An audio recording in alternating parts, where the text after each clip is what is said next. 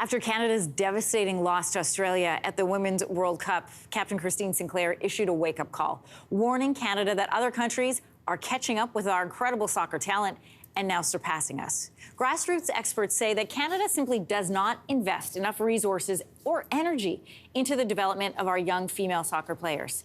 Janet Madel, she's the executive director of North Shore Girls Soccer Club, is joining us from Vancouver this morning. Welcome. Thank you. So how does Canada's women's player development environment compare to other countries? Well, I think that what we're seeing certainly on the performance at the national level is that we are falling behind. We have to agree with Christine. We really saw an increase in interest and an increase in girls' participation after the 2012 Olympics. So we've really been building at the grassroots level for 10 years. And we can leverage every moment in time that our national teams are on the world stage. So we're going to take advantage of this moment in time. But what we're seeing is that it really wasn't until after the last Olympic round that our governing bodies at Canada Soccer and our provincial bodies started really investing in the women's game, in women's equity and leadership, and really starting to look at what our pro opportunities were here in Canada. Yeah, the talent is there. And the wins are there, and the success pattern is there, but they need the money, they need the support. What issues are there with our coaching system when it comes to female soccer players? I think, again, it's just a little bit behind. We're starting to see incredible investment in the last 12 to 18 months in coaching development, but the trickle-down effect hasn't happened yet. There's not really a strong pathway for particularly for female coaches in this country, and there hasn't been promotion support. We call it out here, see it, be it. There just hasn't been an opportunity for our varsity players, our pro athletes to come back and give back to the game after they're finished playing in our own country. We've just never promoted it.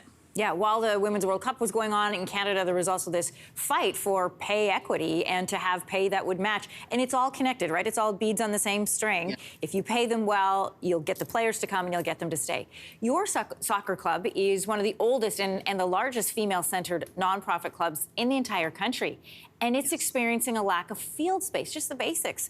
What impact does this have on the girls who want to train?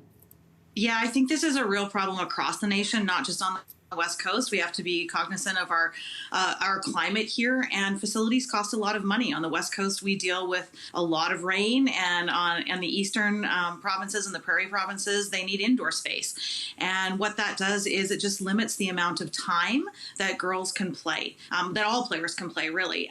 It takes away from backyard kickabouts as well, or just Saturday afternoon kickabouts with your families, because field space is expensive, and that leads to more of a pay-for-play environment where field operators are renting their spaces for money, and it just takes away from the ability to get more touches on the ball, which is, of course, going to build better players.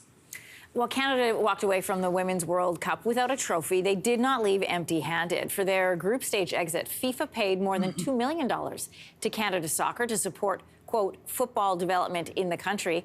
What initiatives would you like to see some of that money go towards? Well, I think as a woman in sport, in leadership, I can't say that I don't want it to go to the players. I do want to see our players get paid. Nobody wants to work for an organization where you don't get paid every day for what you do. So we definitely want to see some of that funding go to support pay equity, because, again, when our leaders are doing that, grassroots will follow. But we do need to see funding start to trickle down to the grassroots level. This is the next generation of players. And if it only stays at the federation level, we don't get the development pathways, we don't get the support for coaches, and we don't get the support for facilities. Right now, not-for-profit clubs like ours are responsible for 100% of our fees. We can apply for some grants, but really we're raising all of our own money, either through membership fees or through corporate partners. We don't see funding like that. And again, as one of the largest clubs in the country, especially for women, we are looking for that funding to trickle down into programs at the grassroots level to support the development for the next generation. Yeah, $2 million sounds like a lot of money, but it's not top-up money, it's catch-up money, and there's still a long way to go. Thanks so much for being with us this morning. Thank you.